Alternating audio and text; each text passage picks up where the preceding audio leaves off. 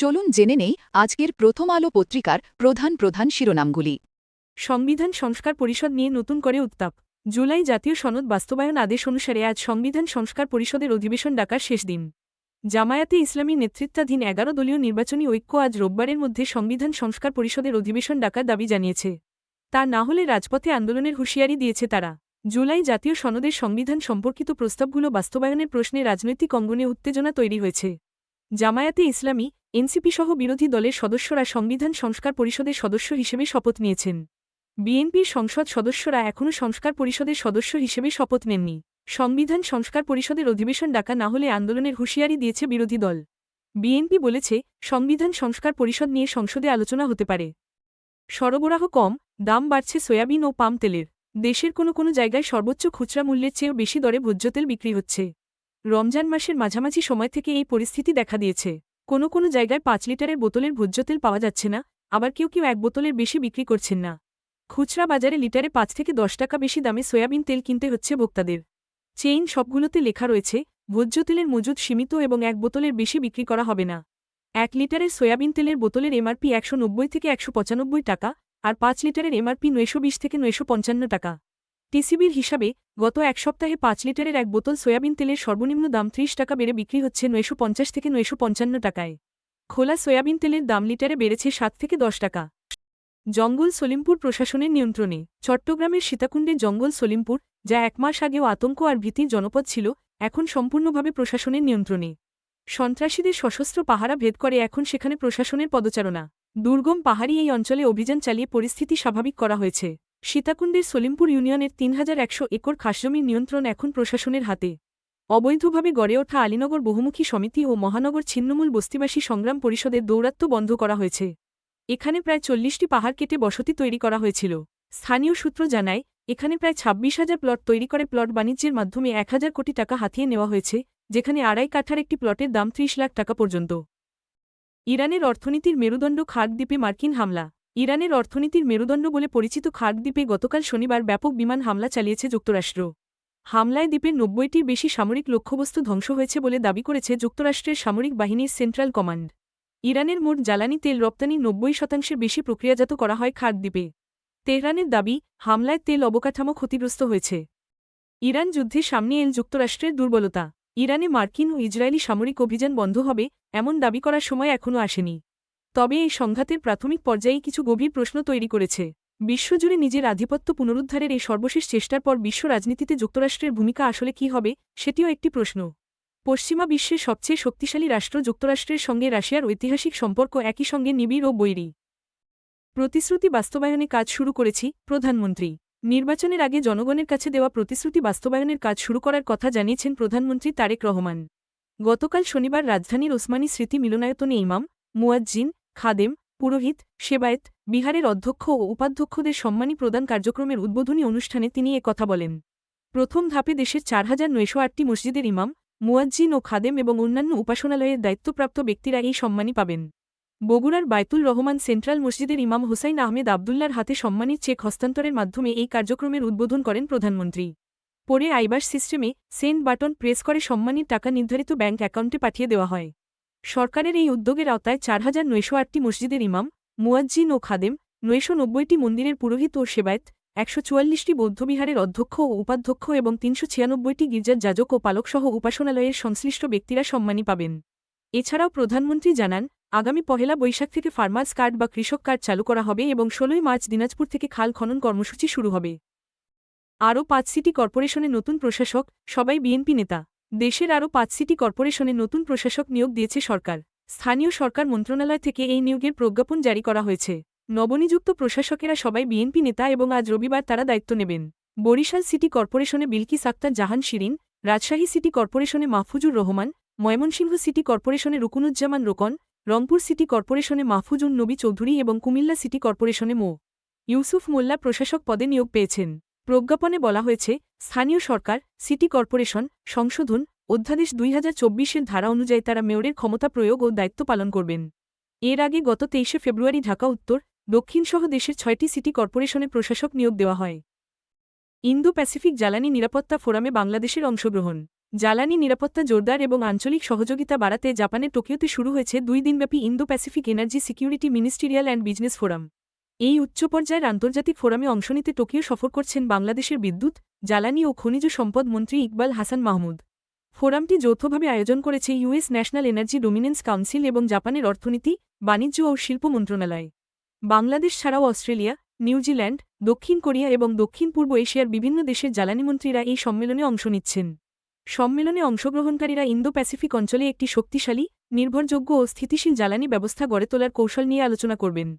এছাড়াও বাংলাদেশের বিদ্যুৎ ও জ্বালানি মন্ত্রী ইকবাল হাসান মাহমুদের যুক্তরাষ্ট্র, জাপান, ব্রুনেই সহ সংশ্লিষ্ট দেশগুলোর প্রতিনিধিদের সঙ্গে একাধিক দ্বিপক্ষীয় বৈঠক করার কথা রয়েছে। জ্বালানি তেল কেনার সীমা তুলে নিচ্ছে সরকার। পেট্রোল, অকটেন ও ডিজেল সরবরাহের পর্যাপ্ততার জন্য সরকার এই সিদ্ধান্ত নিয়েছে। ফিলিং স্টেশন মালিকদের চাহিদার প্রেক্ষিতে এবং ঈদযাত্রায় মানুষের ভোগান্তি কমাতে এই পদক্ষেপ নেওয়া হয়েছে। আজ রবিবার সকাল থেকে এই সিদ্ধান্ত কার্যকর হবে। বৈশ্বিক পরিস্থিতিতে জ্বালানি তেলের সরবরাহ কমে যাওয়ায় সরকার আগে তেল কেনায় সীমা আরোপ করেছিল। মূলত অস্বাভাবিক বিক্রি ঠেকাতে গত 6 মার্চ থেকে এই নিয়ম চালু করা হয়। তবে ফিলিং স্টেশন ও পরিবহন মালিকদের ক্রমাগত দাবির মুখে এবং ঈদযাত্রার বিষয়টি বিবেচনায় নিয়ে সরকার এখন এই সিদ্ধান্ত থেকে সরে এসেছে। বিদ্যুৎ, জ্বালানি ও খনিজ সম্পদ মন্ত্রণালয় জানিয়েছে, দেশে পর্যাপ্ত মজুত রয়েছে এবং বিভিন্ন উৎস থেকে সরবরাহ বাড়ানোর চেষ্টা চলছে। বর্তমানে দেশে প্রায় 2 লাখ টন ডিজেল মজুত আছে এবং দৈনিক ডিজেলের চাহিদা 12,000 টন। এছাড়া অকটেন ও পেট্রোলের মজুতও যথেষ্ট রয়েছে। ফয়সালকে পালাতে সহায়তাকারী সাংমাও পশ্চিমবঙ্গে গ্রেপ্তার। শহীদ হাদি হত্যাকাণ্ডের প্রধান 2 আসামিকে পালাতে সহায়তাকারী ফিলিপ সাংমা ভারতে গ্রেপ্তার হয়েছেন। পশ্চিমবঙ্গ রাজ্যের নদিয়া জেলার শান্তিপুরের কাছ থেকে তাকে গ্রেপ্তার করা হয়। প্রাথমিক জিজ্ঞাসাবাদে ফিলিপ সাংমা স্বীকার করেছেন, তিনি ফয়সাল করিম এবং আলমগীরকে মেঘালয় সীমান্ত দিয়ে ভারতে ঢুকতে সহায়তা করেন। পশ্চিমবঙ্গ রাজ্য পুলিশের সংবাদ বিজ্ঞপ্তিতে বলা হয়েছে, গোপন সূত্রে খবর পেয়ে স্পেশাল টাস্কফোর্স এসটিএফ ফিলিপ সাংমাকে গ্রেপ্তার করে। গ্রেপ্তারের পর ফিলিপ সাংমাকে আদালতে তোলা হয়েছে এবং পুলিশি হেফাজতে রেখে জিজ্ঞাসাবাদ করা হচ্ছে। এ নিয়ে ওসমান হাদি হত্যাকাণ্ডের মামলায় দেশে এ পর্যন্ত 12 জন গ্রেপ্তার হলেন। মির্জা আব্বাসকে আজ সিঙ্গাপুর নেওয়া হচ্ছে। বিএনপি স্থায়ী কমিটির সদস্য মির্জা আব্বাসকে উন্নত চিকিৎসার জন্য সিঙ্গাপুর নিয়ে যাওয়া হচ্ছে। আজ রবিবার বেলা 11টায় এয়ার অ্যাম্বুলেন্সে করে তাকে সিঙ্গাপুর নেওয়া হবে। তার স্ত্রী আফরোজা আব্বাস এবং তাদের বড় সন্তান মির্জা ইয়াসির আব্বাস সঙ্গে যাবেন। গত বুধবার রাতে অসুস্থ হয়ে জ্ঞান হারালে তাকে বসুন্ধরার এভারকেয়ার হাসপাতালে ভর্তি করা হয়। ট্রেন সময়মতো ছাড়ছে, স্বস্তিতে ঘরমুখী মানুষ। প্রিয়জনদের সঙ্গে ঈদ উদযাপন করতে ঢাকা ছাড়তে শুরু করেছেন নগরবাসী। গতকাল শনিবার ট্রেনে ঈদযাত্রার দ্বিতীয় দিন ছিল। শিক্ষা প্রতিষ্ঠান বন্ধ থাকায় অনেক অভিভাবক ছেলেমেয়ে নিয়ে আগেভাগে বাড়ি ফিরছেন। কমলাপুর থেকে সিলেটগামী জয়ন্তিকা এক্সপ্রেস বেলা 11:20 ছেড়ে যায়। এর 10 মিনিট পর ছেড়ে যায় তারাকান্দিগামী অগ্নিবীণা এক্সপ্রেস। দুটি ট্রেনই সময়মতো ছেড়ে যাওয়ায় স্বস্তির কথা জানিয়েছেন ঘরে ফেরা মানুষেরা। ঈদ উদযাপন করতে অগ্নিবীণা এক্সপ্রেসে একসঙ্গে গফরগাঁও যাচ্ছেন মাদ্রাসার 11 জন শিক্ষার্থী। ঢাকা থেকে বিভিন্ন গন্তব্যে ছেড়ে যাওয়া 5টি আন্তনগর ট্রেনও নির্দিষ্ট সময়ে ছেড়েছে। ঘরমুখী মানুষের নিরাপত্তায় কমলাপুর রেল স্টেশনে সেনাবাহিনী, র্যাব, পুলিশ, রেলওয়ে পুলিশ ও সংশ্লিষ্ট কর্মীদের উপস্থিতি দেখা গেছে। উপসাগরীয় দেশগুলো যুদ্ধে অংশ নেবে, যুক্তরাষ্ট্র। ইরানের বিরুদ্ধে উপসাগরীয় দেশগুলো আক্রমণাত্মক অবস্থানে যাচ্ছে বলে দাবি করেছে যুক্তরাষ্ট্র। মার্কিন প্রতিরক্ষামন্ত্রী পিট হেগসেথ জানিয়েছেন, উপসাগরীয় মিত্ররা আগের চেয়ে বেশি সক্রিয় এবং ইরানের বিরুদ্ধে সরাসরি আক্রমণাত্মক অবস্থান নিচ্ছে। তবে উপসাগরীয় দেশগুলো এখনও পর্যন্ত যুক্তরাষ্ট্র ইসরায়েলের সঙ্গে ইরানের বিরুদ্ধে যুদ্ধে যোগ দেওয়ার বিষয়ে কোনো আনুষ্ঠানিক ঘোষণা দেয়নি। ইরান ইসরায়েল যুক্তরাষ্ট্র যুদ্ধ শুরুর পর উপসাগরীয় অঞ্চলে উত্তেজনা বিরাজ করছে। তেহরান পারস্য উপসাগরীয় অঞ্চলের দেশগুলোতে ক্ষেপণাস্ত্র ও ড্রোন হামলা চালাচ্ছে। এতে উপসাগরীয় দেশগুলোর সঙ্গে ইরানের সম্পর্কের অবনতি হয়েছে। জাতিসংঘ নিরাপত্তা পরিষদে সম্প্রতি উপসাগরীয় সহযোগিতা সংস্থার সদস্য দেশগুলোতে ইরানের হামলার নিন্দা জানানো হয়েছে। ইরানের আরও দ্বীপে হামলা চালাতে পারে যুক্তরাষ্ট্র। হরমুজ প্রণালীর কাছে ইরানের তেলসমৃদ্ধ খার্ড দ্বীপে হামলা চালিয়েছে যুক্তরাষ্ট্র। মার্কিন বাহিনী দ্বীপটির 90টি সামরিক স্থাপনা গুড়িয়ে দেওয়ার দাবি করেছে। এই হামলার পর ইরানের আরও কিছু দ্বীপে যুক্তরাষ্ট্রের হামলা নিয়ে শঙ্কা তৈরি হয়েছে।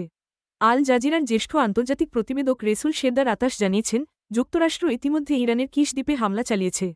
তাদের তৃতীয় লক্ষ্যবস্তু হতে পারে আবু মুসা দ্বীপ। ইরানের সঙ্গে যুদ্ধ এখন চূড়ান্ত পর্যায়ে প্রবেশ করছে বলে জানিয়েছে ইসরায়েল। যুক্তরাষ্ট্রের চেয়ে ইউতে 10% বেশি দাম পান রপ্তানিকারকেরা। বাংলাদেশের তৈরি পোশাক রপ্তানিকারকেরা ইউরোপীয় বাজারে যুক্তরাষ্ট্রের তুলনায় 10% বেশি দাম পান। এর প্রধান কারণ দুই বাজারে শুল্ক কাঠামোর পার্থক্য ও অগ্রাধিকারমূলক সুবিধা। বেসরকারি গবেষণা সংস্থা র্যাপিডের সাম্প্রতিক এক গবেষণায় এমন তথ্য উঠে এসেছে। গবেষণায় বলা হয়েছে, এলডিসি থেকে উত্তরণের পর বাংলাদেশের রপ্তানি প্রতিযোগিতা ধরে রাখতে কয়েকটি গুরুত্বপূর্ণ পদক্ষেপ নেওয়া জরুরি। প্রধান পোশাক পণ্য রপ্তানির ক্ষেত্রে গড়ে যুক্তরাষ্ট্রের তুলনায় ইউরোপে বেশি দাম পাওয়া যায়। যেমন যুক্তরাষ্ট্রের তুলনায় জার্মানিতে টি-শার্ট রপ্তানিতে 20 থেকে 27% বেশি দাম পাওয়া যায়। সংকটেও আশা দেখাচ্ছে প্রবাসী আয়।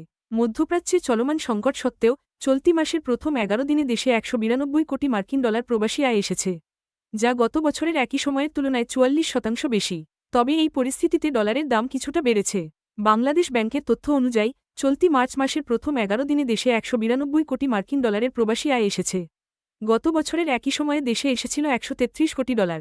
এদিকে চলতি 2025-26 অর্থবছরের জুলাই থেকে 11 মার্চ পর্যন্ত 2437 কোটি 40 লাখ ডলার প্রবাসী আয় দেশে এসেছে। গত 2024-25 অর্থবছরের একই সময়ে প্রবাসী আয় এসেছিল 1982 কোটি ডলার।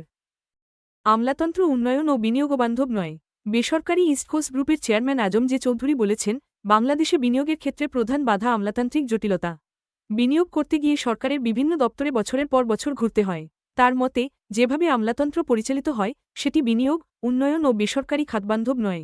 আজম জে চৌধুরী আরও বলেন, আমাদের আমলাতন্ত্র উন্নয়নে সহায়তার বদলে পদে পদে প্রতিবন্ধকতা তৈরি করে। আর্থিক খাতে সুশাসন ফেরাতে ব্যাংক কোম্পানি আইনের সংশোধন জরুরি। তিনি সরকারের রাজস্ব আয় বাড়াতে আমদানি রপ্তানি বাণিজ্য বাড়ানোর ওপর জোর দেন। তিনি জানান, সরকারি বেসরকারি অংশীদারিতে একটি এনার্জি টার্মিনাল করার প্রস্তাব দিয়েছেন, যেখানে 5 বিলিয়ন মার্কিন ডলার বিনিয়োগের পরিকল্পনা রয়েছে। পাবনায় গোয়ালঘরে 1,500 লিটার পেট্রোল অকটেন। পাবনার সুজানগরে একটি গোয়ালঘর থেকে অবৈধভাবে মজুত করা 1,500 লিটার পেট্রোল ও অকটেন জব্দ করা হয়েছে। চীনাখড়া বাজার এলাকায় অভিযান চালিয়ে এই তেল জব্দ করে ভোক্তা অধিকার সংরক্ষণ অধিদপ্তর। খান এন্টারপ্রাইজের মালিক সন্টু ইসলাম নিজের বাড়ির গোয়ালঘরে এই তেল মজুত করেছিলেন। তাকে 25,000 টাকা জরিমানার পাশাপাশি জব্দ করা তেল সরকারি দামে বিক্রি করা হয়েছে।